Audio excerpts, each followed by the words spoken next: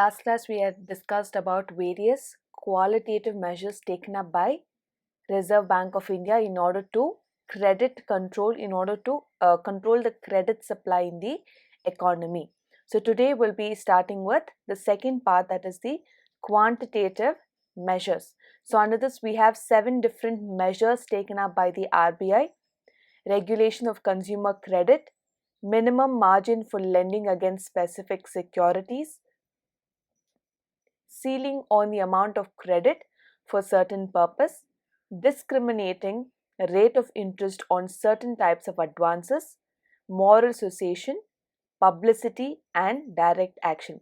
So these are the 7 key points that RBI has issued in order for the quantitative measures to control the commercial banks' credit flow. First, let us know what is the quantitative measures. These measures are designed to reduce the volume of credit as there are possibilities of credit moving towards undesirable activities such as speculation. Now, hope all of you have heard the word speculation, right? Now, in common sense, if we can say what a speculation is, just a rumor spread, right? Now, so and so company, this bank A and bank B are merging. So that's just a rumor spread, and all those people who want to, now once we know that these two companies or banks are going to merge, definitely the prices are going to rise up. They'll all start purchasing the shares of that particular banks which are going to merge. Is that clear? So that is called as speculation. Or even a simpler example I could say is about US elections. Correct? Now US elections, who is the person who's going to head the government of United States is definitely going to impact the entire economy of the world. Agreed? It's not just who is the president of US, does not even just affect to just US. It will affect the all other countries across the globe. Why? Because US is the number one country in the world or in the economic development or the military. So therefore the decisions taken up by the person, that is the president of US, is going to affect the economic conditions of the rest of the countries in the world. Therefore, whenever there is presidential election, the recent one as well, there will be speculations that person A may come into power, person B may come into power. If A comes into power, I think the prices might raise. So and so industries might be developed, or so industries might not be given importance. So these are the rumors or speculation. Okay, it's just a rumor spread across, or people talking about certain people coming into power and what can be the possible changes if this person comes into power. That's called as speculation. Understood? So what does RBI want to do here? Because of speculation, the credit moves to what? Undesirable activities. Therefore, what does the RBI want to do? Reduce the volume of credit as there are possibilities of moving towards undesirable activities. You got it? What is quantitative measures and what is the purpose of quantitative measure? To avoid any kind of speculations and also to discourage such forms of activity and to divert the available resources to essential and productive sectors. Is that clear? So the RBI does not want people to invest their money or invest their savings into wrong motives of investment. Instead, the RBI wants to divert those entire money or savings into essential and productive sectors. Is that clear? What is the purpose and what is the measures taken up by the RBI? The first one, minimum margin for lending against specific securities. I'll just give a heads up about this topic over here because in detail we'll be dealing in the securities market, that is in your last chapter. It's a completely about trading and secondary market will be dealing. I'll just give a heads up about here. Now, minimum margin is the margin against which credit is given against securities. At present, 50% has been fixed in respect of equity share to contract the prevailing boom in the stock exchange. Now, if any person is, as we know, if you want to trade in a stock market, Bombay Stock Exchange or National Stock Exchange, etc., you need to have what? A demat account, correct? So we're going to buy and sell securities to that account. Now, there's also called as a concept cash account and margin account. Okay, in detail I'll be talking about this in the final chapter. Just know this, have this knowledge. There's something called as cash account, there's something called as margin account. Now, there are certain restrictions for margin account, but there are no any limitations or restrictions for cash account. For an example, if I have rupees 1000 in my cash account, I can buy securities, that is equity shares of different companies, for a total worth of rupees 1000. Because why? I only have how much balance in my account? 1000 rupees. So I only can purchase up to 1000. But whereas margin account, even though I have rupees 1000 as the balance, I can purchase equity shares worth rupees 1500.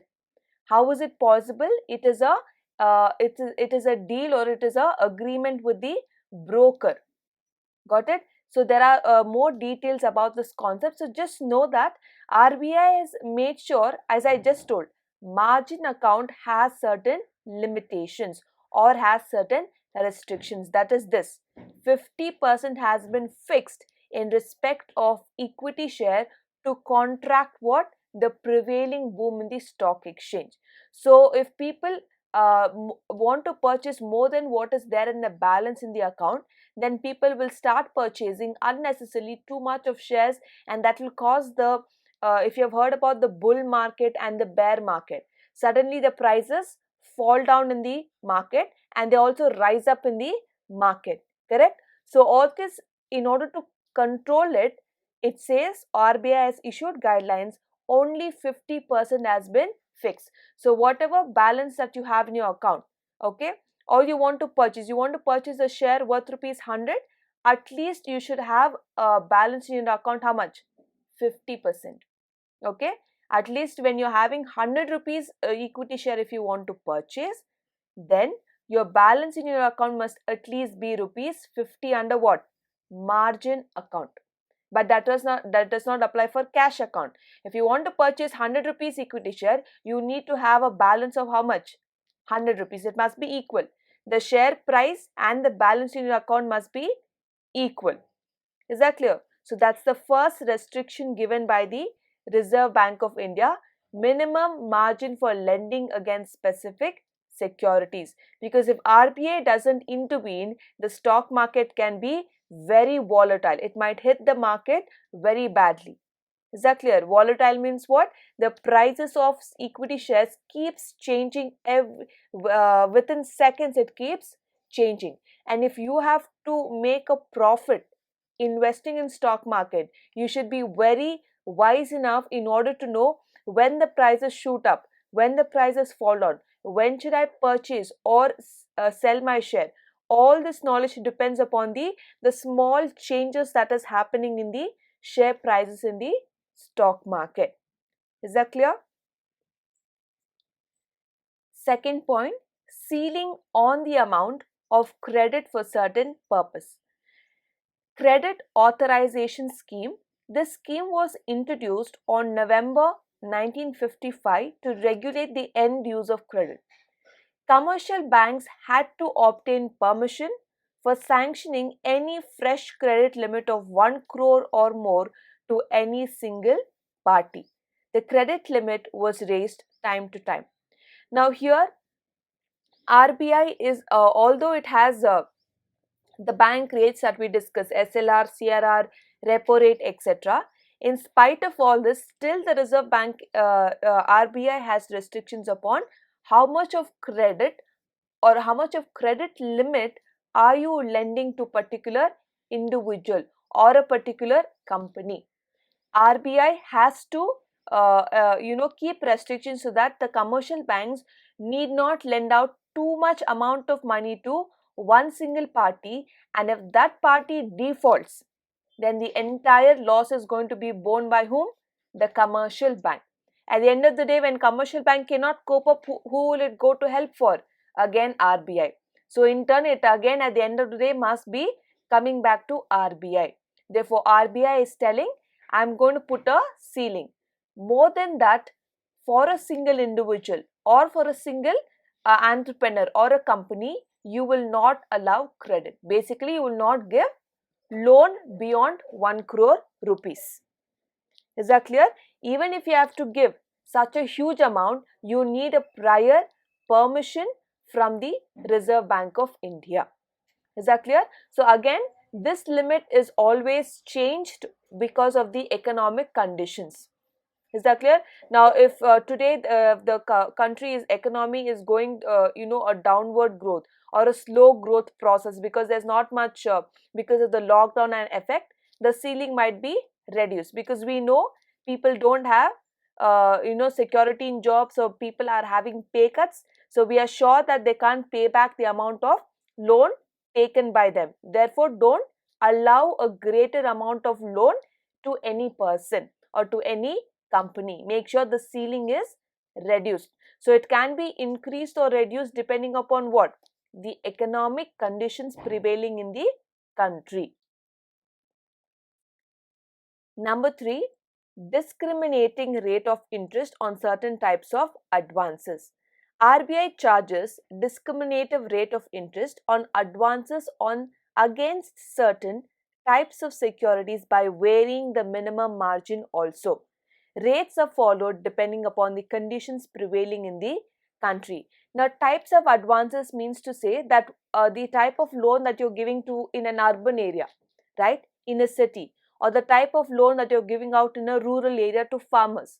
Can I charge the same rate of interest in a city as well as in a rural area? No. That is called as discriminative rate of interest. Is that clear?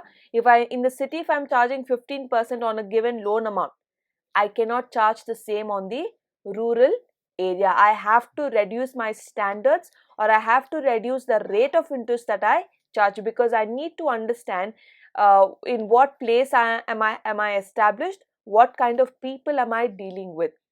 Is that clear? So depending upon the conditions prevailing, I need to charge discriminative rate of interest. Discriminating means what?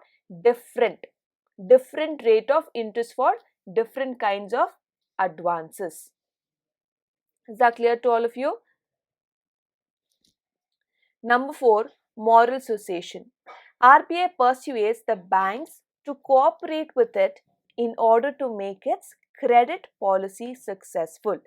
RBI holds meetings and issues circulars in order to persuade banks to follow a particular line of action. So, until now, we have seen that banks are being, RBI is strictly giving certain instructions or giving certain norms to the commercial banks to follow.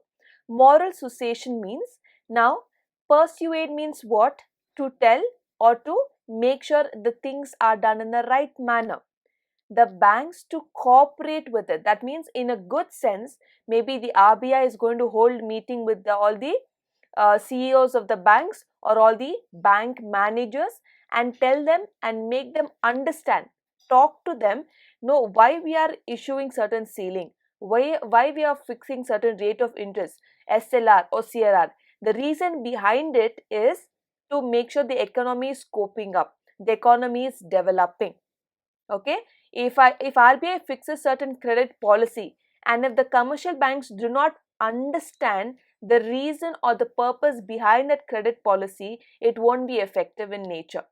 Correct? So it is better for RBI to hold a meeting with the commercial bank managers and make them understand what is the purpose before setting the credit policy, so that once the bank managers understand the purpose, then it will be easy for them to implement those rate or implement those credit policies. So RBI is going to hold meetings and also issue circulars in order to persuade banks to follow a certain particular line of action. As we always say, unity is strength. Whatever RBI issues, if uniformly all the commercial banks follow it up, the instructions given, then it is easy for all the banking sector to unitedly fight against the deflation, or fight against the inflation, or fight against the economic conditions that is prevailing in the market. Is that clear? So that is the very reason RBI persuades the banks to cooperate. If the commercial banks not cooperate, then if banks, a commercial bank manager may be failing to persuade or failing to fulfill the credit policies, who is it going to affect? So many public have deposited their money with this particular bank. So it is in turn and ultimately affecting the public or the depositors. So RBI does not want to make that happen. So RBI is going to hold meetings or issue circulars time in and time out and make sure that commercial banks understand the purpose behind the credit policy.